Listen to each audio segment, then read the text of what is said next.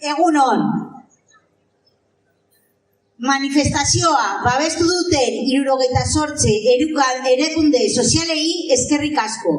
Sindikatuei, ELA, LAB, Komisiones, UGT, SK, Esteilas, CGT, CNT eta Etxalde.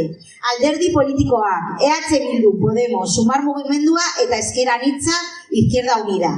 Euskal Herriko pentsionisten mugimenduei, erakunde profesionalak, auzo elkarteak, feministak, ekologistak, kulturalak eta bar.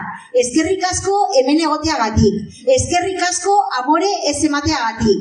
Berriro ere, osasun publikoa arriskuan dagoelako kaleratu gara. Hondatzen ari diretelako. Privatizatzen ari diretelako. Osasunaren euskal ituna deiturikotik 8 hilabetetara adostasunik gabe eta sindikatuek, alderdi politikoek eta gizarte erakunde ugarik errefusatuta benetako konponbiderik gabe jarraitzen dugu. Euskal Jaurlaritzako osasun sailetik titular asko, promesa huts asko, baina egiturazko aldaketarik ez dugu. Urtea 5 hilabetez murrizketak egiten jarraitzen dute. Kontingentzia planez mozorrotuta. Zerbitzuak itxiz, ordutegiak murriztuz, behar beste langilerik gabe, medikurik gabeko zentroak edo formatzen ari diren medikuek hartatuak. Lehen mailako arreta gainezka dago, osasun mentala abandonatuta, eta bizitzaren amaieran zaintza horiek argi eta garbi gutxietsita daude. Langile nahikorik eta prestakuntza espezifikorik gabe, eta bihotza duina izateko eskubidea bermatu gabe. Itxaron zerrenda onartezinak, astebete baino gehiago familia medikuntzan, eta urtean nabarmen gainditzen dute espezialitate batzuen itzordua itxaroten. Larrialdia kolapsatuta, arartekoak adierazi bezala, errealitate horren ondorio kezak nabarmen handitzen dira, Osakidetzan itxaronaldi handiegia dagoelako. Lan baldintzek okerrera egiten jarraitzen dute. Asistentzia gainkarga, 140% gorako behin-behinekotasuna eta parte hartzea eragozten duen kudeaketa autoritarioa. Enplegu publiko eskaintzek ez dute benetako enplegurik sortzen. Porrot egiten dute. Ez baitituzte betetzen zailak diren lanpostuak. Psikologia klinikoko lanpostu berriak ez dira nahikoa.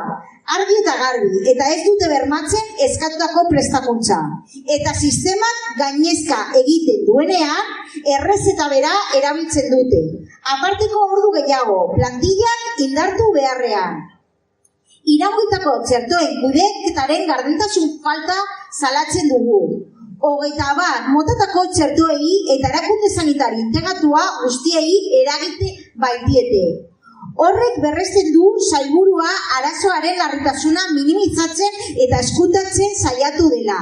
Eta beraz, erantzukizun politikoa eskatzen ditugu, baita sailburuaren dimisioa ere.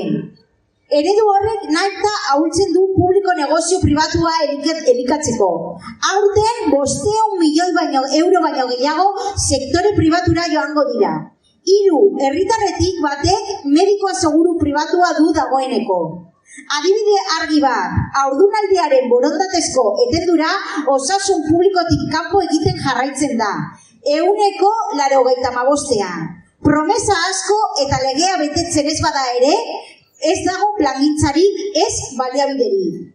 Beste osasun bat defendatzen dugu, publikoa, unibertsala eta doakoa, lehen mailako arretari lehentasuna emanez, hurbila, irisgarria eta gizaterra, prebentzioan eta osasunaren sustapenean oinarrituta.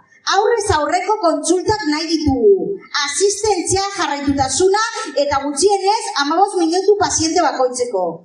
Nahiko plantilla eta lan baldintza duina. Profesionalen eta herritarren benetako parte hartzea. Hizkuntza eskubideak errespetatuz.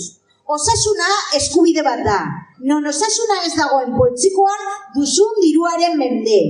Sailburu jauna, ez dugu propaganda gehiago behar, ez da titular gehiago ere, egitateak behar ditugu. Osakidetzaren egiturazko arazoentzako benetako irtenbideak. Ez dugu murrizketarik normalizatuko. Privatizazioa ez dugu normalizatuko. Osasuna publikoa guztiona da. Eta ez diogu utziko lapurtzen. Eskerrik asko.